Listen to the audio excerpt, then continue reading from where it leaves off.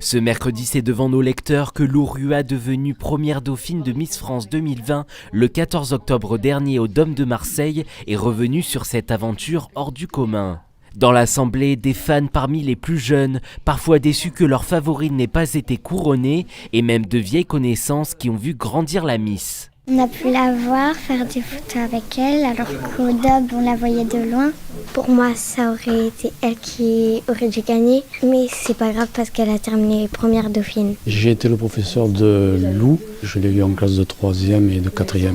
Un petit peu bavarde comme beaucoup d'élèves, mais rien de méchant. Elle était sérieuse, elle avait un bon niveau en classe. Elle a eu plusieurs fois donc des récompenses, tableau d'honneur.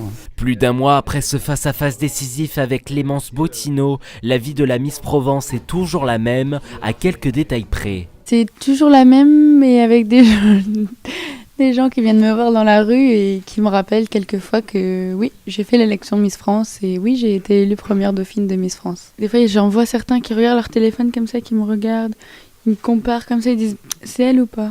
Ça, c'est un peu plus gênant parce que je préférerais qu'ils viennent me voir, mais je vois que les gens me reconnaissent et c'est assez impressionnant.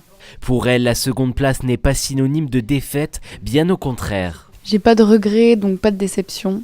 Je suis fière de mon parcours et très contente d'en être arrivée là aujourd'hui.